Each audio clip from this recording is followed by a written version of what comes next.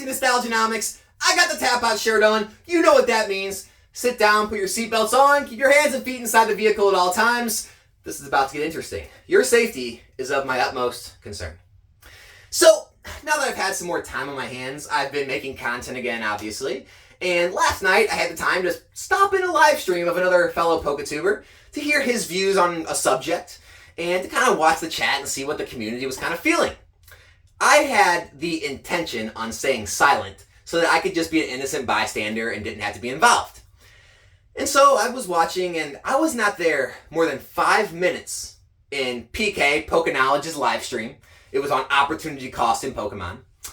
And after 5 minutes without saying one word, Mason from Cardinal Gaming started in on me about a recent video I posted about Chilling Reign. Saying things like, oh, $6 on a single booster box profit. That doesn't even keep up with inflation. That's a stupid idea. So, along those lines. Not those exact words, but along those lines. And I tried to keep my mouth shut, but everyone knows me. I can't do it. So I started in, and we went back and forth with a couple of people, and blah, blah, blah. The whole point of this is, I wasn't in a live stream for more than 5 minutes without getting attacked. What is this? I'm back on YouTube for less than 2 weeks or so, and I'm already getting attacked on videos I'm making? And that's fine. That's fine. So I wanted to make a response to the opportunity cost video PK put out. Because opportunity costs can go a lot of different ways. And his view was the opportunity cost of holding a sealed product, you could be making a lot more financial gains buying and selling and buying and selling. And so the opportunity cost of holding is losing you money. But no one wants to ever mention, everyone fails to talk about the opportunity cost of time. Of time. Investing is about your money working for you. It's not about working for your money. The style that he's talking about is really running a second business, right? You're working for your money. You're exchanging your time and your energy and effort to make a profit. That's not really investing, right? Passive investing is buying something, putting it away, letting it grow in value over time without touching it, without doing any work to it, and then selling it in the future for a profit. And so my view has always been you can 100% make more actively managing things, right? So of course you're going to make more money buying, selling. Of course you're going to make money buying singles and then grading them and selling the plastic. I've never had any gripe about that. I 100% agree with that. But when you start trying to compare it to sealed investing, it's not a direct comparison, right? Because I can teach anyone how to be a sealed investor with very little to no time investment. Literally with your morning coffee in the morning, you can take 5 or 10 minutes out of your breakfast and look at what sealed product the new set that's released is going for. Keep an eye on it after release for the next few weeks, few months. And when it does dip to in like maybe the low 90s or high 80s, anywhere in the 80s or 90s, that's a good entry point. All you do, click the button, you buy it, it shows up, you put it on the shelf, you're done. And then you don't do anything else for years, and then in the future when you want to sell it, yeah, you can do a little work and sell it, or you can send it to one of the guys auctioning it off, can sign it, and you don't have to do anything. They'll send you the profits in your PayPal for a small fee. So literally, it's little to no work, little to no time investment. But with all of the active style, and guys like Mason Cardinal Gaming, he doesn't realize this because he runs a store. That's his job. That's his whole life. That's his job. Where regular people, right, with like a lot of people watching this and watching that channel, you have a job which is 8 hours, some more, some less. You have to sleep, right, 6-8 hours a day. Maybe some less, some more. I don't know. You have to, if you have a wife or a husband, right, you spend time with your spouse, with your girlfriend, boyfriend. If you have kids, you spend time with your kids, hopefully. You have kids' activities you do with them, right? Some people, like myself, go to the gym, keep yourself in shape. You have friends you want to hang out with and spend time with. You have maybe other hobbies. Maybe you want to play video games. You have chores around the house. The point is you have a million different things in your life to do. Most people don't have 2, 3, 4, 5 hours to spend every day researching and making plays on Pokemon and watching hundreds of auctions and doing all this work.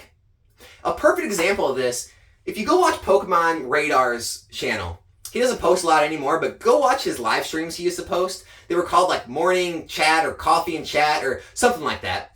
And they were 2, 3 hours long of him literally on screen trying to source product. And most of the streams would end with 0 findings. Meaning he spent hours of his time trying to find product, trying to find, plays, couldn't find any. And that's the reality of it. Look, guys, I used to do it. This is how I started out in the Pokemon, when I used to have a lot more time on my hands, right? So what I would do is you'd go through hundreds of listings, right? Search a million different ways trying to find inefficiencies in how people list their items. And then you go in and you zoom into every single picture and you try to get an idea of what condition the cards are in. Then maybe you even message the seller, ask for more pictures, ask for an idea on conditions. And then when you finally do catch a couple auctions that, maybe end at weird times or that there's inefficient listings, whatever it may be, you finally buy them, you take a gamble, you get them in. Sometimes the gamble played off, sometimes it didn't. Other times, it was listed a certain way, it didn't come in that condition, so then you gotta message the seller, say, hey, I need to refund this isn't as you pictured or described it. Sometimes they take it back, sometimes they don't. Then you gotta wait for eBay or whoever you bought it through to step in, give you your money back. You have to send it back, wait days until it gets there to finally get your money back and not tied up anymore. Then you start the whole process over again, okay? And then, once you have the product, then it goes through the whole other thing. Do you break it up into lots? How do you sell it? Do you take the good cards? Then you gotta go on PSA. I'm losing breath, so you can see how much time and effort this takes.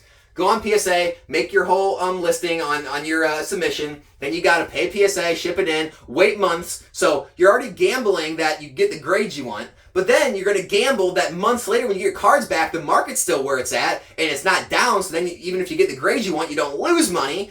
Then you get the plastic, you flip the plastic onto the market. You got to find buyers, wait, takes time, maybe you auction, maybe you list it, buy it now. And then you make your money, you get it, and then you do it all over again. Do you see how much time and effort and work this takes?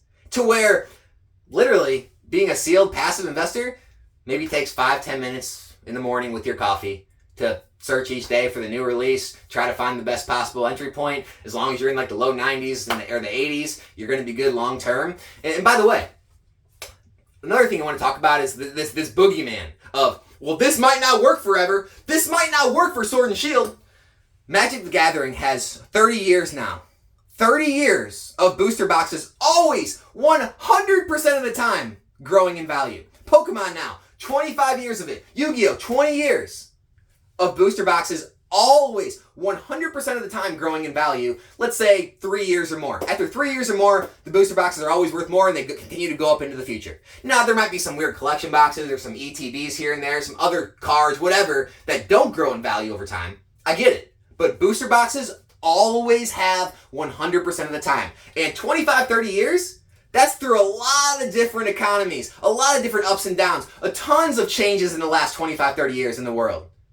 They've continued to do it time and time again. So for everyone to push this fear and fearmonger like, well now in 2022 or 2023, now's the time where it's not going to work anymore. The time in history where there's the most eyes and the most, people in TCGs, now is the time where it's no longer going to work. These products aren't going to rise in value. The supply is not going to eventually get shorter and more scarce, and the prices aren't eventually going to rise.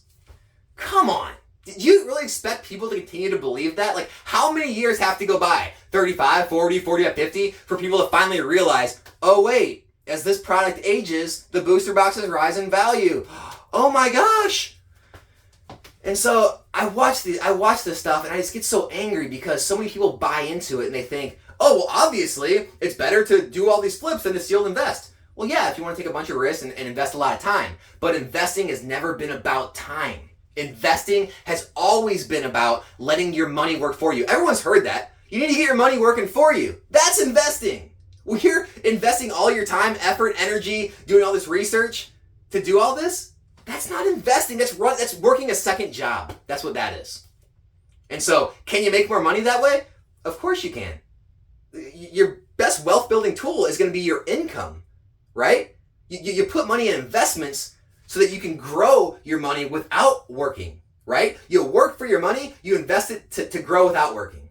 That's the disconnect that I see out there. And I remember PK being on my channel for a live stream, and I did push him on this issue, and his only comeback was, well, that's part of the fun. That's part of the fun of being a collector, is to watch all these hundreds of auctions and chase down those cards you're looking for and then getting them and then sending into PSA and finally getting it back and then getting that grade you wanted. It's all just part of the fun. Okay, I agree. That is fun. But just don't leave out the other thing that's very time consuming. And so you're basically saying that everyone has this much time on their hands when a lot of people don't. A lot of people live very busy lives and they're looking for a way to make passive income off of Pokemon. That's what my channel's for. Now, that's great. There's a lot of channels out there for flippers and to find all these inefficiencies in the market and all this arbitrage between different sites or from Japan to English or PWCC to eBay. That's great. Go do that. If you have the time, if you don't have a lot of things going on in your life, a lot of responsibilities, do that as long as you can. I did. But now that I'm older, I have more responsibilities in my life. I don't have as much time, so I take the passive style of investing. That's the only point I'm trying to get across. So hope you guys learned something today. Hope you understand, kind of differences of opportunity costs out there. And I'll be back here in a new video soon. I'm out.